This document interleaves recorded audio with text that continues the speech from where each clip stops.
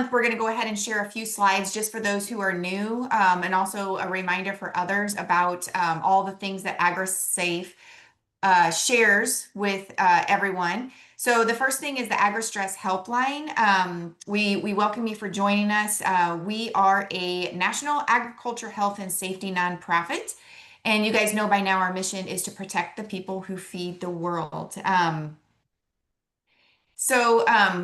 You saw that we are in 11 states in the AgriStress helpline now. And this slide, protecting the people who help feed the world, is must be the wrong one. There's supposed to be a QR code on this one that you can scan. Here it is. So they must be out of sync. Sorry, Laura. If you want to stay involved with AgriSafe, go ahead and scan the QR code. You can find the links to sign up for our newsletter. Become a member. We have a lot of exclusive benefits. And if you happen to be financially secure, we would appreciate any kind of donation that you do have. Okay, so we have three amazing speakers lined up for this month. Terryn Dreiling is going to be our first speaker. She was actually referred to us by our director, Dr. Tara Haskins. And if you have not found her on Instagram, do that now because she is amazing. She has so many things out there for you to be able to follow. And then you guys are no strangers to our last two speakers, which is Miss Amanda Wickman and Trish Rivera. They've been here a few times right now, are going to update us on all the things. So before we get started, we're going to take just a minute. I'll go ahead and stop sharing here so Tara can go ahead and share with us. Yes. Her Thank little you. promo. Thank you, Carrie. I just wanted to let our audience know today about an opportunity. Let's see if I can, I don't think I can make this bigger. Here we go. So we are hosting a very special clinician workshop this month. It's the second of two that we are offering in conjunction with University of Kentucky Healthcare, who has been so generous to help provide us CE credits for all of these healthcare professionals that you see. If you're not familiar with CALM, AgriSafe has been doing this now for well over a year. You may be familiar with our conversations on access to lethal means. That's about an hour and 15 minutes. It does talk about safety with regards to individuals that are in significant distress, and probably in crisis as well with regards to firearms, medications, any methods of suicide. This is a little different. This is about a 4-hour workshop, and it's designed specifically for clinicians, and it goes over clinical vignettes and videos. It allows a lot of discussion. So this is a really deep dive for clinicians. So I want to invite anybody, if you're interested, to join us. It's coming up soon, June 11th.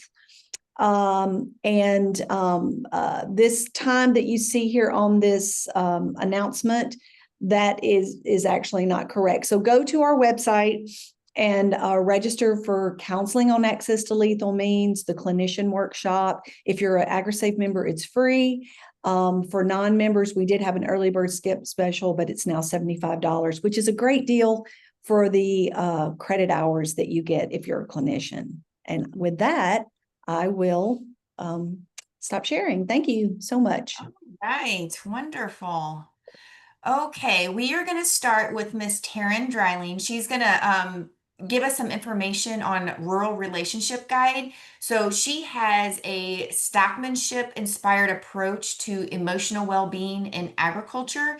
And she is not going to share any slides with us today. She, every once in a while, we do have people who just talk to us, and you guys really seem to engage well with that. So Terryn, when you're ready, I'll go ahead and let you unmute and you can take control. I'm ready. Okay, so I am a person who loves a conversation style talk. So I'm going to tell you a little bit about my story and how I got into my rural relationship guidance. And then, like, if you have questions or anything, I really prefer a conversation. So I grew up on a small feed yard in Northeast Nebraska, and I had every intention of going to school and being a vet, but then physics happened. Turns out not great at physics. So I changed my major and went into feed yard management. And as I did that, I got introduced to low stress animal handling, otherwise known as stockmanship.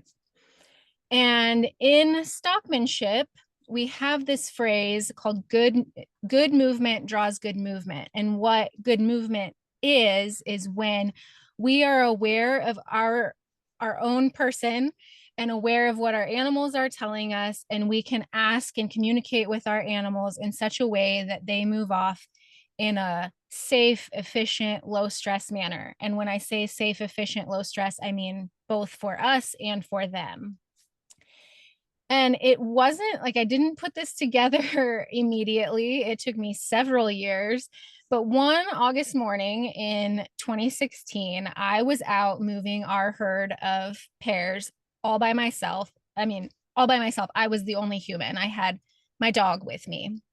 And we started the first group of pears into the fresh pasture, through the gate into the fresh pasture. And then I just sat back on the hill and watched as the cows started picking up their calves and walking off to the fresh pasture behind those first few that we put through. I wasn't doing anything else. I had drawn good movement. And I sat there on the hill and I was reflecting on that phrase, good movement draws good movement. Now, 2016 was a hotly contested election year, as all of them are, but it was the first one where social media was the giant that it is today. And there was a lot of public fighting and arguing and just a lot of conflict. And I'm a person who is very averse to conflict, empathetic. I see lots of shades of gray. And so I struggled in 2016 with everything that I was able to see in the online space. So as I was sitting there on the hill that morning, I was reflecting on that phrase again, good movement draws good movement. And as I sat there watching, I wondered what would happen if we applied the same stockmanship principle of good movement, not only to our cattle and our livestock, but to humans. I wondered what would happen if we led our human conversations and interactions with ourselves and others the same way we do with our herd, with presence, curiosity, patience, honesty. And my conclusion was that what would happen is we would draw more good movement with our fellow humans, just like we do with cattle. And that this principle of good movement is not only applicable to livestock in the way we communicate with livestock, but also to ourselves and our fellow humans. And so it took me a while, 8 years-ish, to formulate this into what it kind of is today and what I'm doing with it today. But I use in my work this idea of good movement when I talk to farmers and ranchers and people who own livestock and are familiar with this way of life. I use this principle of good movement as an illustration to show people how this happens with cattle and it also happens with humans. So one of the biggest things that I say is, like, if you have a cow this isn't one of the biggest things I say, I don't know why I said that, but one of the illustrations I use is when you have a cow and you see that her head is up and her ears are forward and her eyes are wide and her stance is tense, you don't just go put more pressure on her, because she's going to eat your lunch if you try that. You are aware of what she's telling you, and then you become aware of what's going on within you, and you communicate with her accordingly. You give her more space. And the same is true for humans. If you can feel yourself tensing up, maybe you need a little bit of space. If you can see your spouse or your coworkers tensing up, that might be an indication that they need more space. So I use these kinds of illustrations, livestock to humans. I even have an illustration for boundaries that involves different types of fencing.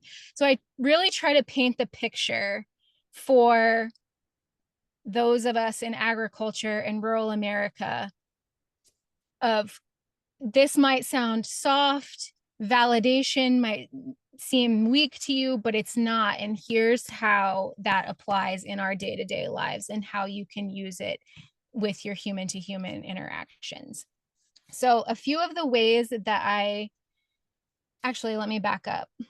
I use these illustrations. I draw from my own life because in the last 8 years, I have dove really deep into my own inner work and healing.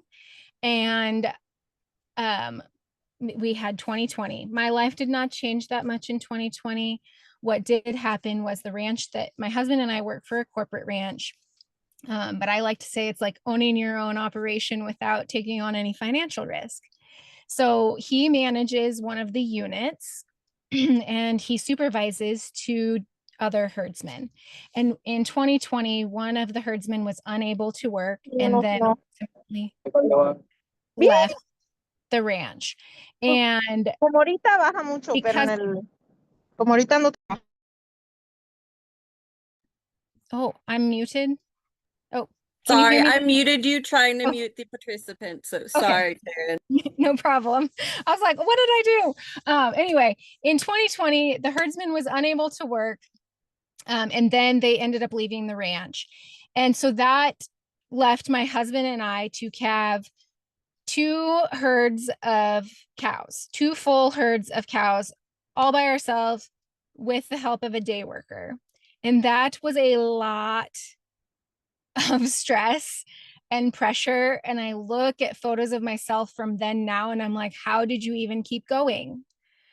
And it wasn't until we got another herdsman hired in October. So we went about 6 months, just the two of us and our day worker. And the weight just hit me. It's like once the adrenaline and cortisol and all of that, once we had help and I felt safe, is when I felt the pressure. And I knew that I needed to do more of my own inner work. And so I started in on it then. And then in 2023, my dad passed away suddenly and unexpectedly. And I dove even deeper into inner work. And I began to realize that the way that we view mental and emotional health in rural America might be normal for us, but it's maybe not natural. And so I took the things that I had learned and the stockmanship approach, and I am now helping other farmers, ranchers, rural Americans step into that inner work and healing for their mental and emotional well-being. And a few of the ways that I do that, I have a podcast, Good Movement, Draws Good Movement, where we talk about brain science and mental and emotional well-being and communication and relationships. And then I do what I call one-on-one guidance, which is a service I provide for people who need a place to be heard and seen and process emotions and reconnect with themselves. And so in that, we meet once a month via Zoom, and then they have access to me throughout the month via Voxer or WhatsApp. So they can message anytime. Then I have a group program called the Good Movement Collective, which is specifically for rural women. And we meet every other week via Zoom, and then we have a group chat. And this group is about that inner work and healing, but with the added component of community and connection, because time and time again, I hear women say, specifically women in rural America who live on the farms and ranches, who don't have neighbors close, I'm craving community. And so the Good Movement Collective is a way to provide some of that community. And then I recently added The Draw, which is a private podcast. It's behind a paywall. It offers more tools and resources and exercises for people who aren't quite ready to work with someone yet, So it provides on-demand listening for inner work, and it's on their terms. They can listen in the tractor, on their horse, in the kitchen, wherever. But I'm always drawing in examples and bringing in analogies of what's happening on our farms and ranches and how that can relate to our mental, emotional, personal relationships and such. So that's my story, and I would love questions or conversation. Yes, we love that. There was so much of that I really kind of clung to because as a producer myself, it really resonated with me just because I understand that whole concept of, if the cows are already doing what you want them to do, sit back and shut up and let them go on their own. It's easy. And then also on the mental health side, I can totally see that aspect as well because we talk a lot in QPR about, just be quiet and listen to what they're saying. And so you can evaluate and keep yourself calm. And um, just I think just hearing that message, it probably resonated with a lot of our audience. Like, duh, like we know how to do this. Why don't we just do this and stop getting out of our own way? So, if anybody has any questions for Terryn, if you can't unmute, go ahead and put it in the chat. But if you do want to unmute, go ahead and do that now. And she also put her website and her podcast in the chat, so you guys can click on that now if you want to go take a look at that. So Taryn, in the chat, Leslie says, thank you for sharing your story. Animal behavior does teach us if we can take the time to watch and mirror it, which is exactly what you were saying. Yes, animals don't lie. They can't lie. And they can tell us a lot about ourselves. I agree. I agree with that very much so. Terryn, this is Amanda Wickman. I'm wondering how you let people know about the podcast and the things that you offer. How are you marketing that? Honestly, not well. I have a hard time with marketing, but I am on Instagram. I share it on my Instagram. I have an email list, which maybe I could add the link in the chat to that if you want to get on the email list. That would be great. That's how I let people know there's new episodes out or what else is happening. And I'll be quite honest with you. I started the Draw the Private podcast in May. We also started calving in May. So I really have not done a great job of getting the word out about that. Oh, so it's brand spanking new. Yes. There's 2 months of it up. So with the draw, there's a longer form episode with some information and science and storytelling and analogies like what I've done here today. And then there's a shorter episode that has exercises and journal prompts and also a PDF that goes with that. So it's really just bite-size nuggets to get the ball rolling with the inner work. And if you guys go to her Instagram, she's no small nugget. She's got a nice following on there. Gives her a little bit of credibility that, hey, people are paying attention. Terryn, Sarah says, your podcast has brought up a way for our friend group to talk about the topics that you bring up, to share with spouses in an easy way that gets more discussion going. I have shared so many of them with my ranch wife friends and or their husbands, depending on the topic. It's great to hear when your husband joins in, and the episode with the horse trailer from Australia still resonates. Nice. Oh, thank you so much. I love when Tom comes on because our conversation is always so fun, but it's hard to pin him down. And Warwick was so great. I definitely want to have Warwick on again because that could have been a real long episode. I love that. And just in follow-up, having Tom on was the first one that we shared with the ranch husbands. And having that entry point so that they heard someone that sounded like them on your podcast, I think was important. Yes. And I I'm working on getting some more male perspectives on. I had Jake, who's our farrier, who he's actually coming out to shoe horses today. He was on once. And I also have another friend who is lined up to come on later this summer. So Taryn, don't you think that that's kind of key, is having the farmers and ranchers share their own stories so that they do resonate with the audience? Sorry, we're at Vacation Bible School and my daughter just opened the car door. Yes, the male perspective, because I can sit there and say these things all the live long day and it's not going to hit as well as if Tom says it or Jake said it or any of the other male guests that I have on. I think that it's really important to have the male perspective.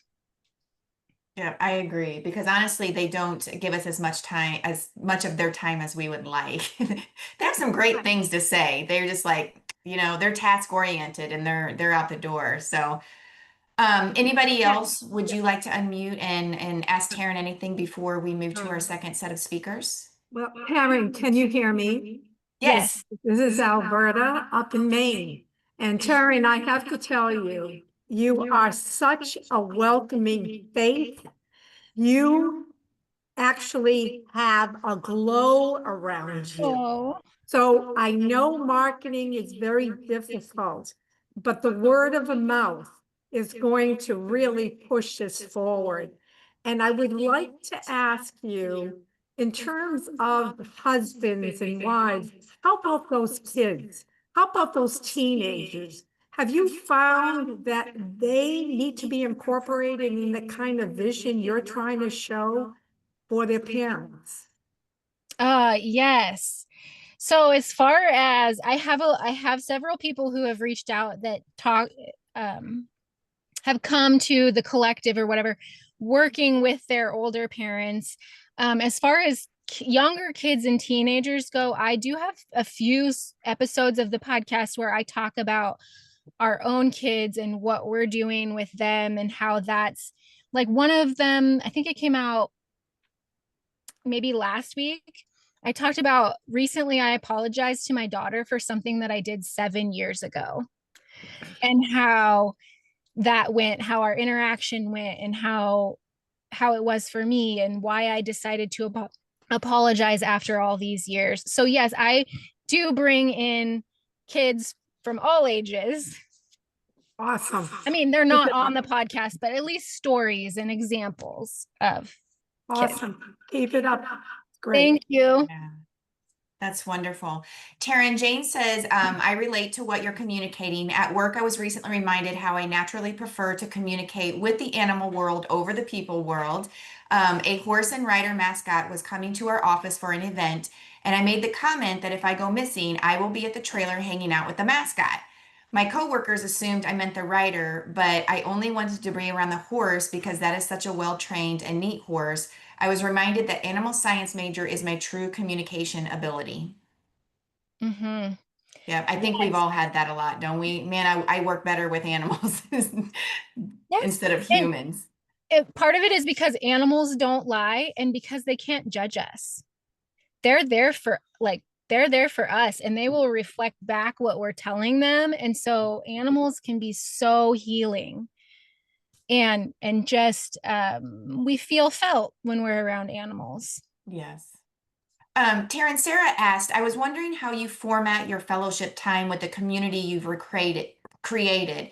Is it more local or Northeast, Midwest, nationwide? Have you ever met in person, like your meetings? We are wired for connection and our mental health requires it I think she meant naturally, especially in the winter. Yeah, so I haven't done any in person, but I would love to do in person. Actually, on the way into town today, I was thinking, man, there's a lot of women around here just locally that I think we could get together and just have a monthly meetup. But my Good Movement Collective is virtual, and it's I've had women from across the country, women from Canada, and we have meet face to face through Zoom once a month, like I said, and also have that group chat. And we're in that group, the number one rule is no BS. So when we ask how you're doing, we don't want, oh, I'm fine. We want what's really happening, your struggles, your wins, what's going well, what's not right now, so that we can lift people up and cheer them on. And yes, the connection piece is part of the reason that the Good Movement Collective was created, because we are hardwired for connection and attachment, and it's so important. And it when I went to social media and asked women, that was the biggest thing that they said that they were missing. So that's what the collective is. Yeah. Leonard, I'm going to call you out because I'm a little bit confused. He asked, where can I direct Farm Ranch Wives for that community piece? So Leonard, I don't know if that is with Terryn or with what Sarah had talked about, had posted in the chat. With Terryn, when she was talking about that, the group chat thing that she does, is there a certain place that I can direct the farm wives that I interact with to reach out, or just to be part of that group? What do they need to do? So right now, the way I'm going to put it in the chat, the link to it. Right now, the way it's set up is it's a 6-month program, and the group is fairly small, so we can keep the connections, like, so we can really grow strong connections in there and no one gets lost in the mix.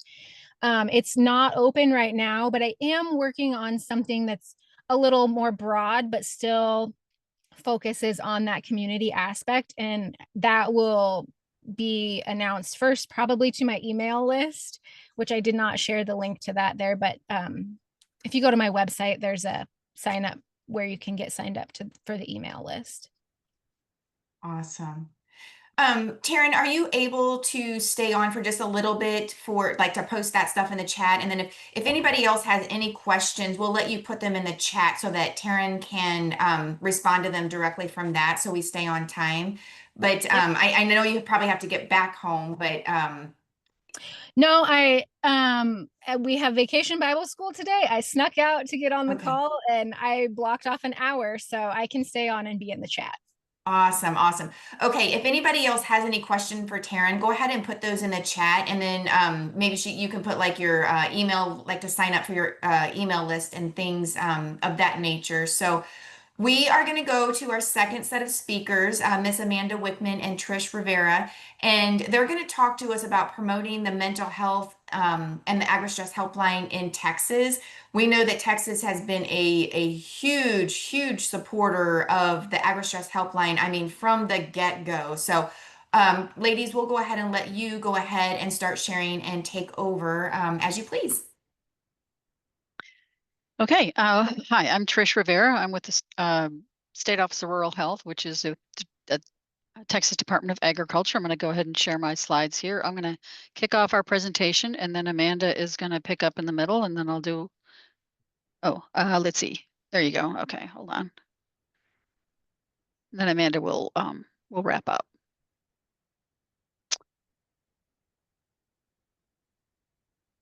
All right. Can y'all see this slide presentation? Yep, it's up. Yep, okay, looks great. Good. Okay, thank you. Great. So glad to see everybody. I always enjoy these meetings. Carrie, I don't know where you find everybody. You're amazing in what you're able to pull together. It's incredible. So I want to talk a little bit about our marketing with the helpline. It has been an evolving process, and we continue to grow and learn about what works best for us. Oh, hold on.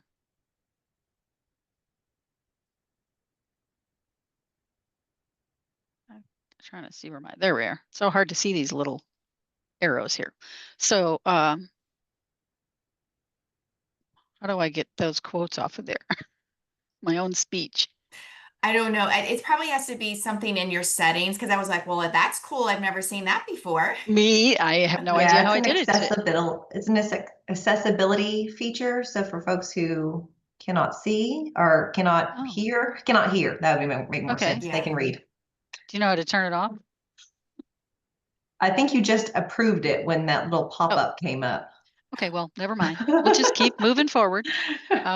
So we started in September 2021, we started with some focus groups, and a lot of this was all done by the Southwest Ag Center with Amanda's group, and focus groups with farmers in a few parts of the state to take some images that they had created to them to see how they read those images, what they thought about them, what they felt, what they think would appeal.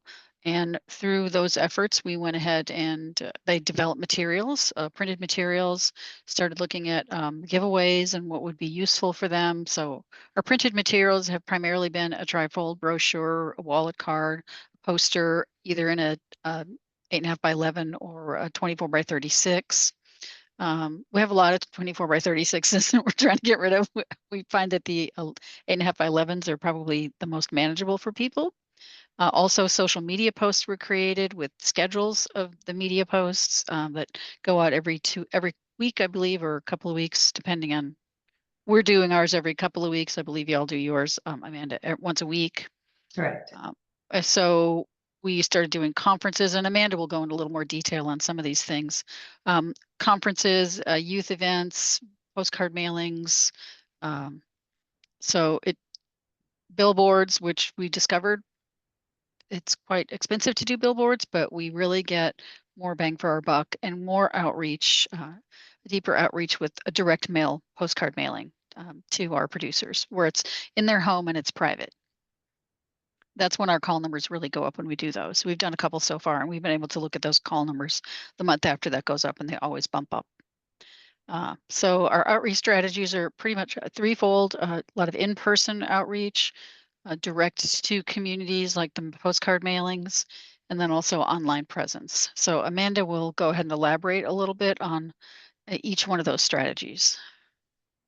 And I want to reiterate what Terryn said about the challenges with marketing, and that's partly why you see that evolution. Is it's a process, and you have to figure out what works and what doesn't work. And I always like to tell the story of Tara and I going to CattleCon on basically the day that this helpline launched, and no one would come within 10 feet of us because, you know, a bunch of guys in cowboy hats were not going to be seen talking to someone about mental health.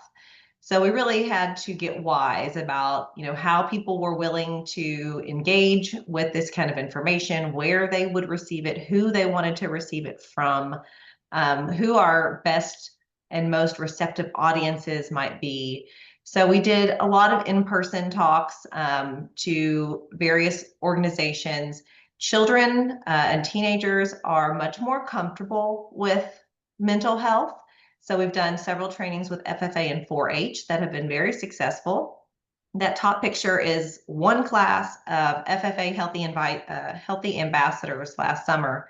We've talked to trade associations and done conferences and meetings. A lot of times we're giving them brochures to put into the conference registration bag, so it's something that they can see privately and consider. We've done community health fairs, also stock shows and rodeos.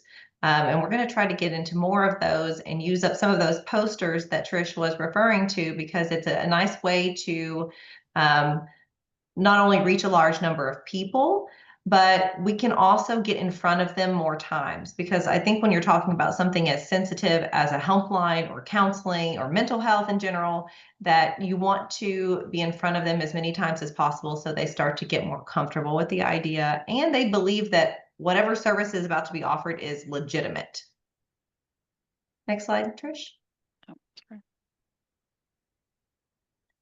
We've also done a lot of work to get marketing direct to the ag communities. We've done several direct mail campaigns, which have been objectively the most successful way to drive calls to the helpline. So it is expensive to buy a mailing list and to pay the postage and to print off these postcards, because when we do these mailings, we're talking anywhere from 40 to 100,000 producers at a time. And mind you, it's Texas and everything is actually bigger here. It's not just a saying. But it does help to get things in front of people privately. And hopefully it starts a conversation in a family setting. Billboards are pretty expensive. We spent $50,000 on 6 billboards that stayed up for 6 months, and we can't tell that a single call resulted from that campaign. So that may not be the best way to spend marketing dollars, but it's one of those guest, test, and revise things. We've done radio ads, which I still think are a good idea because producers are listening to the radio in the tractor. So it's another way to get them privately.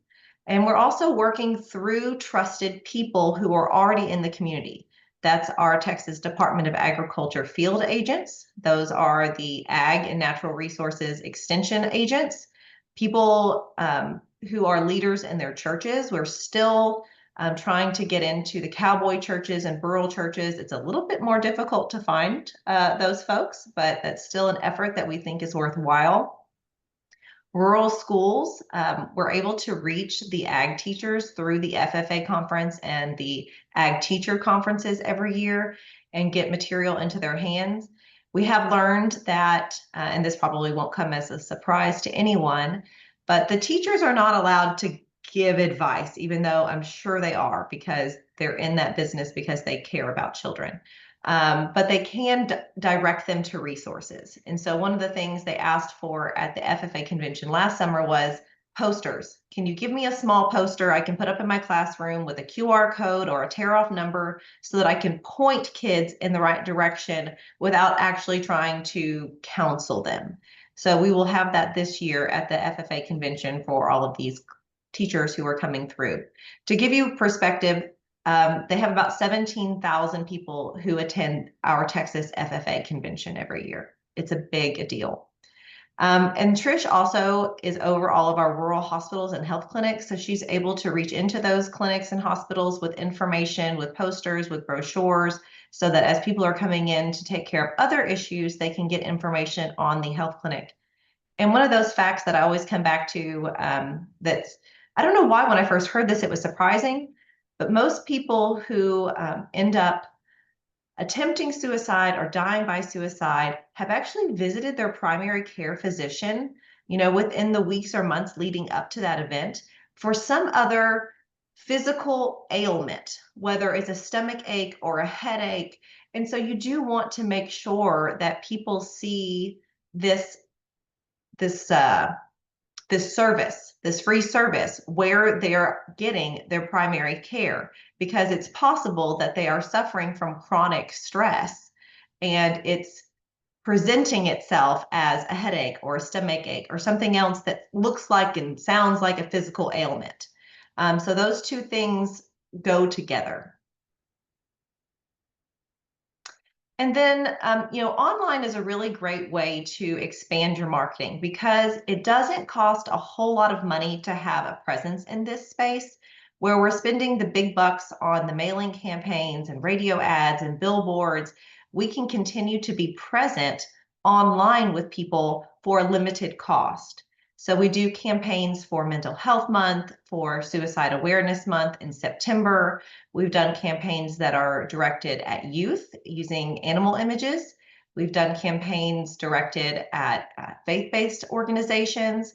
We can also switch up the pictures and focus on our commercial fishing populations and our forestry and logging populations and make sure that they know, even though it says AgriStress and not forestry stress, that this is still for them. We get into the different trade associations and the groups that serve these particular populations so that, again, they continue to see this line and they continue to see the marketing for it so that they know that it's for them. And I think in a moment we'll mention, but we also translate these products into other languages. So again, they can see themselves using it. They can understand what it is and what it's for.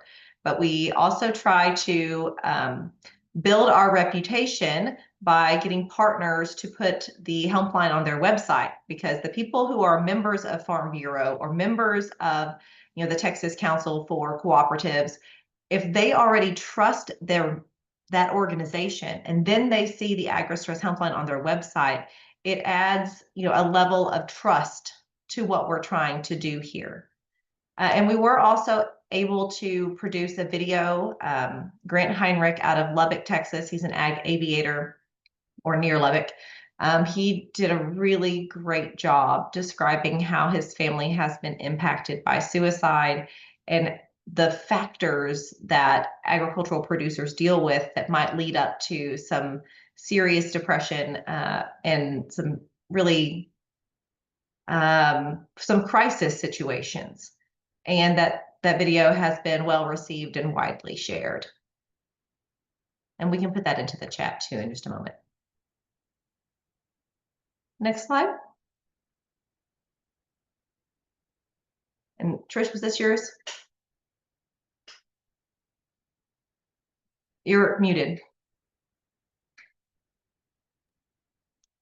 A couple of things that Amanda touched on was trust, and she's correct. That issue of trust is really important. Having the helpline within the Texas Department of Agriculture, I think, is a real bonus for us. We are a trusted organization. I think it would be more trusted coming from us than from a health department, from other areas. And we have people here that really understand. And so the field reps that we use, there are marketing field reps. There's 10 of them. They go out and they market the helpline. They go to to little community events that might be local to their region. So as Amanda mentioned, in Texas, it's huge. So marketing in Texas has been a real challenge. How do we go from just using strategic partners where they may come into a farm service agency office or something like that, but get it down to the community level in all these little towns? We have just under 250,000 agricultural operations in Texas and 254 counties. So we have a really large reach to expand to. And we've even done things like with some of our marketing tools that we have, our giveaways and things like that, put together the grocery bags that were designed by the Southwest Ag Center and filled them with little giveaways that like a coffee mug, dominoes, playing cards, things that are all branded with the helpline for our field reps to take out to cafes and little local restaurants where producers hang out and have coffee in the morning and have breakfast when they're starting their day. And those are things that can stay there. So when they come in the morning, they'll see those things. Hey, Trish, you might want to move your mic closer to your mouth. It's very low for me. Okay. I'm not sure if everyone else is. There it is. I think that's there. Perfect. That's much better. So we really try to come up with things that are useful. So we'll talk a little bit more about that in a moment. So we do try to have campaigns that really represent all the areas of our agriculture in Texas. So forestry, fishing, logging, ranching, the little We're All Ears, that's the campaign that Southwest Ag Center came up with for the youth, but we also find that it really resonates with our adults as well. So we have grocery bags with these images on them. There's 8 images, and we did 4 different sets of grocery bags, and then we have the QR code on the gussets for the helpline as well as the number, and then in the other gusset we have tips for coping with stress. And those are really popular. And the middle image is a version of the helpline that's translated into Vietnamese that Amanda and her staff had done, because they have really great relationships with the fishermen, commercial fishers and shrimpers down at the coast. And as well as coming up with images for those folks that will resonate with them. Phrases that will work in Maine will not work in Texas. So the vernacular used has to be really targeted to the population that you're trying to serve, so they understand, especially in a different language as well. Is it a phrase? It might be a fun, catchy phrase that our farmers use, but it's or English-speaking folks use, but it might not translate well to a Vietnamese fisherman. So I'm just really trying to make sure that we're really sensitive to the things that they will understand. We have materials in Vietnamese, but also in Spanish, and lots of different images. We have a faith-based campaign that is a little more reverent looking, using silhouettes, and where you don't have to worry about, images and photographs and releases. But then we also have our original campaign, which uses a lot of different types of folks in ag, and then our animal campaign. So we use all 3 of those to reach different audiences. Let's see. So last summer we worked with a marketing group, and we wanted to come up with a campaign that was a little more Texas focused, that we felt like our folks here running our operations could relate to. So they gave us 3 concepts. We combined a couple of those concepts to come up with the Texas Peace of Mind campaign. I don't know if you can see that here. And then everything has that tagline and the silhouette of Texas with a producer inside the silhouette. And we changed that up, as you can see, And in Texas, it's important as Amanda has pointed out to me, dairy farmers don't wear cowboy hats. You can't have a dairy farmer with a cowboy hat in your image. It has to be a baseball cap. Really just little things that you wouldn't think of. The boat has to be right, or the tractor has to be right, or the crop has to be right. The horse, the hat that they're wearing has to be right. They presented it with a bunch of images that were nice, good looking middle-aged farmers, trim in plaid shirts and clean jeans. And they looked like models out of Land's End, and they were great looking guys, but it was not something that our folks were going to relate to. So we kind of had a little fun with them on that one. And they had a tagline too that involved using the city of New York. And we said, no, you can't do that in Texas. So they were great, well, really good natured about all the guidance that we gave them, to where we were able to come up with a campaign that we felt really fit Texas. Now, I will say this guy here with the hat and the beard, who looks like the most interesting man in America guy that you see in the ads, we don't use that image. That's one that we nixed. So right now we're working with our communications and marketing team to come up with a set of images, taglines, and have a toolkit that Amanda can use and that our staff can use to have uniformity in our branding and our designs. So we'll have a set of images, colors, all of that, the taglines, everything will be uniform, that we can all have a common shared workspace is what we're hoping for. So this has been a pretty successful campaign, I think, in terms of its imaging. And our giveaways, we've done lots of different kinds of giveaways, everything from gun locks to the grocery bags to the bandanas. They are by far the most popular, and we make sure that they're cotton, so they're absorbable and useful. I use one at home. The grocery bags are also really popular too. They're fun, they're funny. Working on getting some of those to our farmers markets. I actually go to a couple here in Austin, and my next plan is to fill these with some AgriStress stuff, and because there's a lot of rural farmers that are coming to our farmers markets, and just hand bags out to them. And I've gotten permission from the person who's running that farmers market to go ahead and do that. So here's our dominoes here, our playing cards, ceramic mugs with a little cow head. And those are, and the little notebook, those are all the things that went to the grocery bag that went to the restaurants.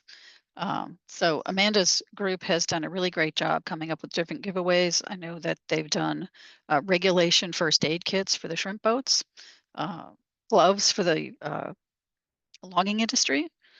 So it's kind of a constant thought of what's the next thing to do that would be useful. We've done 13,000 tape measures at the rodeo, at the state fair actually last fall, that went into all the bags.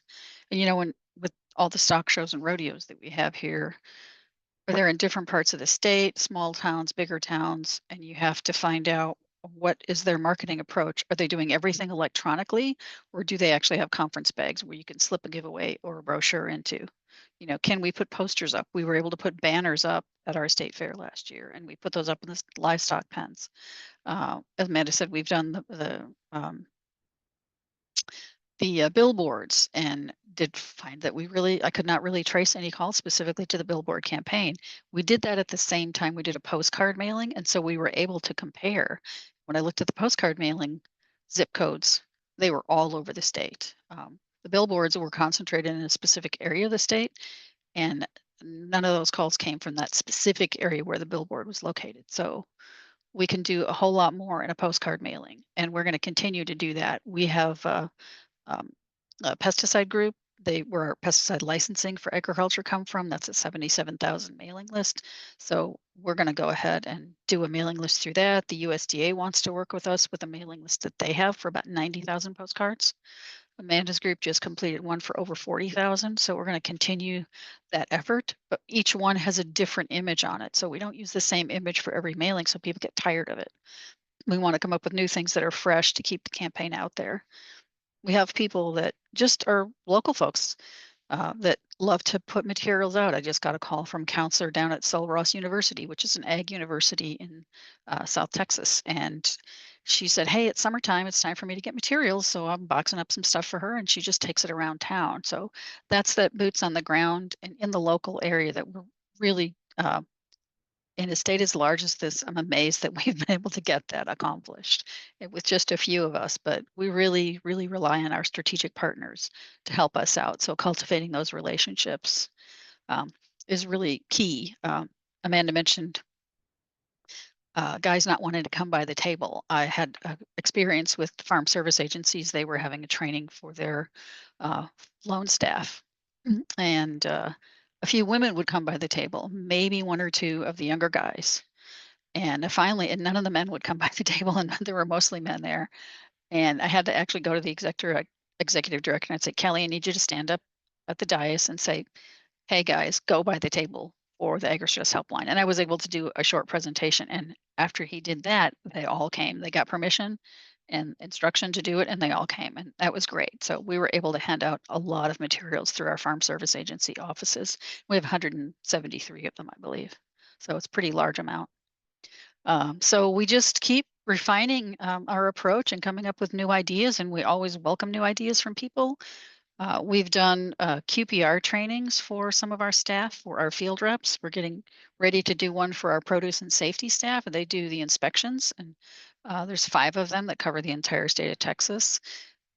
Doing those QPR trainings in person with those staff has been invaluable because it gets them talking about the helpline, it gets them talking about their experiences, and so they get to share a little bit, and they start coming up with ideas on how to get materials out there and where they're going to take things. And they give me ideas on what to order, what would be useful, you know, a ruler, the little tiny calendars that you can stick on a dashboard. Those are tricky because in April, those aren't any good. You got to get them out and to people right away. So you have to think about what it is you're doing.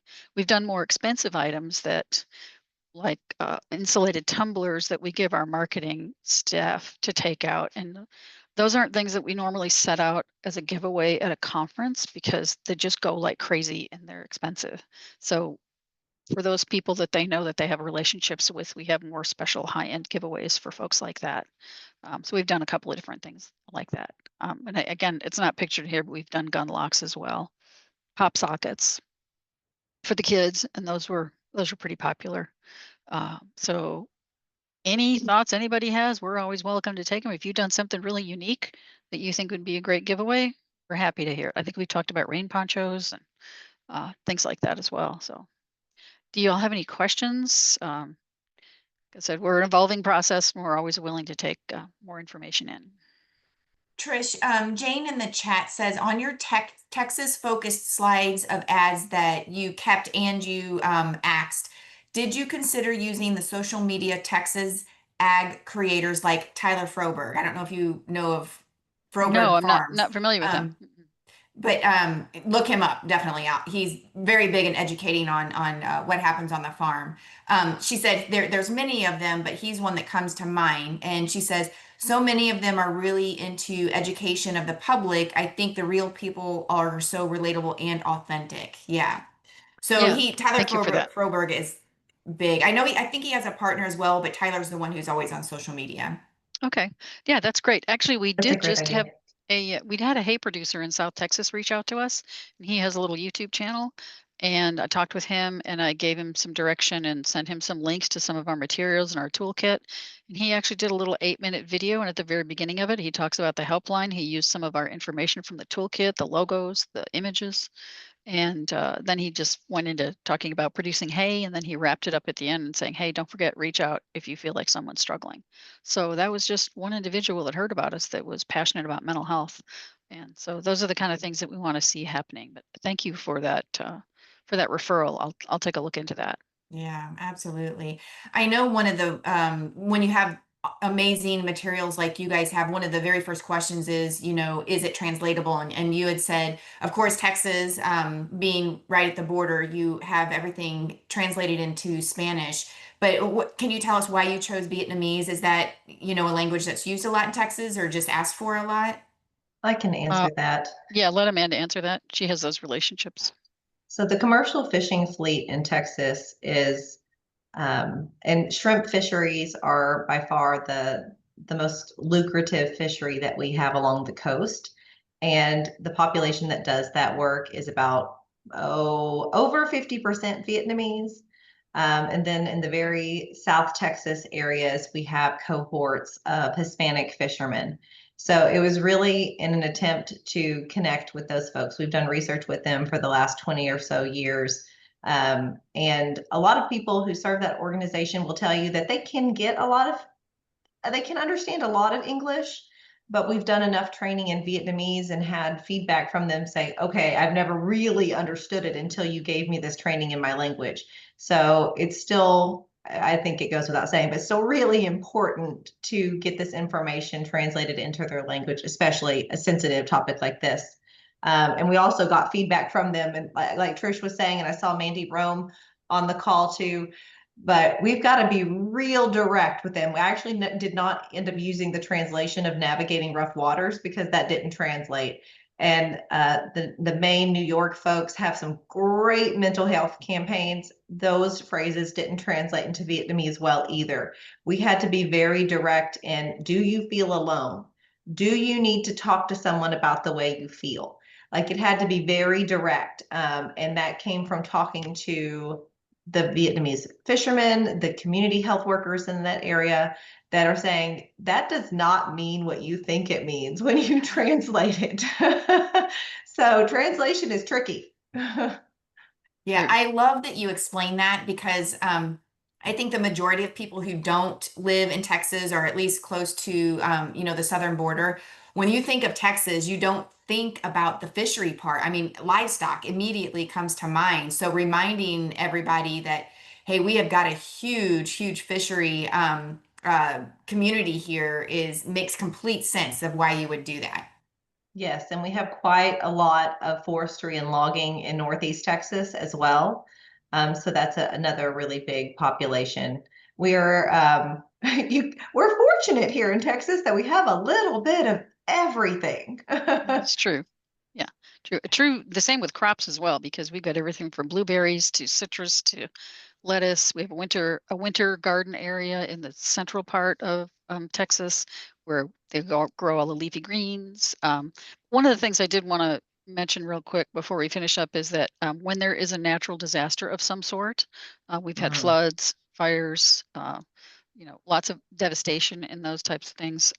We actually look at the counties that are disaster affected counties. We put together packages of AgriStress material sent to the county commissioner's office, sent to the county extension office, and also to the rural health clinics and the hospitals as well. So we get materials out to people, and we have a connection too with the Department of Health Services, Disaster Behavioral Health, and they connect with us as well. So we make sure that we target those areas when something happens and let the helpline know that something has happened so they can ramp up if they need to increase staff for calls. Nice. So in the chat, Julie had a suggestion, like when you're handing out your information, she said in Texas, when it has its deep cold, what about giving out hand warmers with your information? Just, an idea. Yeah, good idea. I love great that. idea. And you're really you're on the right track too. We do spend money on some of these giveaways, but the idea is that if you gave a producer a really nice quality tape measure or a pair of leather gloves or a first aid kit to a commercial fisherman that meets the qualifications he has to have to be compliant with the U.S. Coast Guard, they're not going to throw it away. Right. So your number, that AgriStress number, is going to live on, and it's going to be in their possession for a longer period of time because they wouldn't just throw something away that is useful and practical. Right. So that's why we spend a little bit more money on these giveaways. Yeah, it is important if you want to get help, if you don't have a helpline and you want to get one, that you include marketing money. You absolutely have to have it. You can launch the line and get a bunch of calls, but if you don't have a continued marketing effort, it's going to disappear in people's minds. So you have to keep getting it in front of them. And I agree. And that's why we just keep talking and talking and talking to get it out there. Right. And targeting the youth to start changing that conversation and shifting that culture. That is one of our main goals. Get people to call the line and shift the culture about not talking about mental health. And for anybody who's interested, Mandy posted some of the New York campaign posters, and she put a link in the chat if you would like to access those as well. Thank you. Hey, string cutter. I was just looking at that too. Thank you. I was like, I see that. Okay. Oh, yeah. Great. And Leonard had asked, how can you get access to some of the marketing items in there? Amanda went ahead and put her email address right below as his response. If anybody else is interested in that, just email Amanda. Y'all made me fill up my little sticky note on ideas. I gotta Yeah. get another sticky note. Lots of suggestions. And have good partners. Good partners are amazing. So because we have good partners in this program that we've been able to have the reach that we've had. Absolutely. You guys are And rock stars. support from our commissioner as well, who actually he just did an interview in a local news last week. And he mentioned the helpline, and they posted it on the TDA Facebook page. And there was a producer who said, "Thank you, you've saved my life." Oh, Not gosh. referencing that he finally was able to acknowledge that he was really struggling. And so that was great. Having your ag commissioner is pretty amazing with our AgriStress helpline, and having that kind of support behind what you are trying to do, I think is a huge boost, and it's honestly essential in our success. I agree. Yes, I think so. You have to have top-down buy-in on this. Yes, yes. All right, so Thank we are you. at the end of the hour, everybody. As always, we'll go ahead and email out the speakers' information, their contact information, all of the links that they have shared, and then also the link to the meeting, in case you had to miss or would like to share it with your fellow colleagues. So once again, we thank you guys so much for showing up every single month. And just letting us know your thoughts and your suggestions. That's why we're here. We want to incorporate everybody's ideas to make things better. So we will see you in July. Thank you, everyone. Bye. Thank you. Bye, Carrie.